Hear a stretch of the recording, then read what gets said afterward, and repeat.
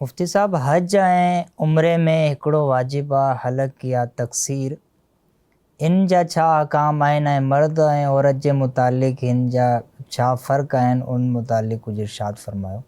इनके मिसाल सां सम्झिजे जीअं असां निमाज़ पढ़ंदा आहियूं। जॾहिं असां निमाज़ पढ़ंदा आहियूं त असां ते दुनिया जी हर शइ हराम थी वेंदी आहे। न असां ॻाल्हि ॿोल करे था सघूं, न कुझु खाई पी सघूं था, एसि ताईं जो असां सलाम न वरायूं। जॾहिं असां सलाम वराईंदासीं ॿिन्ही पासे, त हाणे असां नमाज़ जी कैफ़ियत मां ॿाहिरि अची वियासीं। इन्हीअ तरीक़े सां जेको शख़्स उमिरे जे इहराम में हूंदो आहे या हज जे इहराम में हूंदो आहे, त उहो ऑटोमेटिक पाण ख़ुदकार तरीक़े सां इहराम को ॿाहिरि नथो अची सघे। उन जा बि तक़ाज़ा हूंदा आहिनि। अगरि उन उमिरे जो इहराम ॿधो आहे त आम हालात में उहो पंहिंजो उमिरो कंदो, यानी तवाफ़ कंदो, सही कंदो, ऐं पोइ हलक़ या तक़सीर जे करे इहराम को ॿाहिरि ईंदो।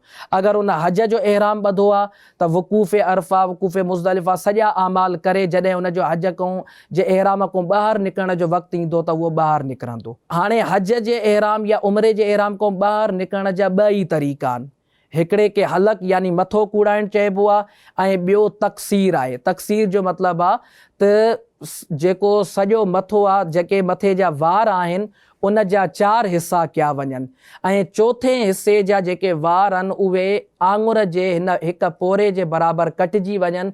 इन अमल खे तक़सीर चइबो आहे। मर्दनि जे लाइ अफ़ज़ल सॼे मथे जो हलक़ यानी मथो कूड़ाइणु आहे।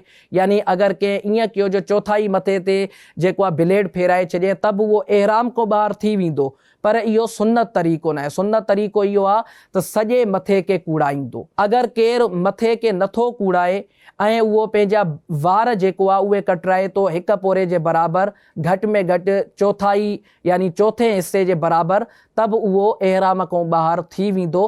पर इन में बि बहितर इहो आहे त चौथाई जे बजाए सॼा वार उन्हनि जी जेको आहे समूरनि वारनि जी तक़सीर करे हिकु पोरे बराबरि उन्हनि खे कटराए छॾे। इहो त हुयो मर्द लाइ हुकुम। औरत जे लाइ हलक़ जी सूरत मुमकिन ई न आहे। औरत जे लाइ हलक़ हराम आहे, मथो कूड़ाइणु हराम आहे। इहो उन जे हक़ में मुसलो यानी अल्लाह जी ख़ल्क़त खे तब्दील करणु थो अचे। औरत सिर्फ़ु पंहिंजे वारनि खे कटींदी आङुर जे हिकु पोरे जे बराबरि, ऐं इन में बि उनखे कोशिशि करणु घुरिजे जो आङुर जे पोरे खां थोरा घणा करे कटे, छो त आम तौर ते औरतुनि जा जेके वार हूंदा आहिनि उहे हेठि मथे हूंदा आहिनि। त अगरि उहो पूरो फिक्स करे कटींदी त मुमकिन आहे को वार घटि कटिजी वियो, उहो पोरे खां घटि कटिजी वियो, त पोइ इन वाजिब जे अंदरि कमी कोताही थी सघे।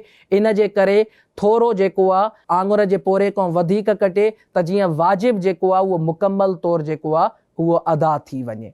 ऐं इन जो तरीक़ो इहो आहे जो औरत पंहिंजे चौथाई मथे जे चौथे हिसे जे वारनि खे जेकी इहा आङुर आहे इन जे इर्द गिर्द इन जे आसे पासे ईअं वेड़े छॾींदियूं, त हाणे जेकी इहा मिक़दार अची वई त इहा मिक़दार हिकु पोरे जे बराबरि थी वई। इन खे कटींदियूं त इहा हिकु पोरे जे मिक़दार वाजिब तक़सीर। सिंधी सोशल मीडिया पेज खे लाइक कयो, फॉलो कयो ऐं शेयर कयो।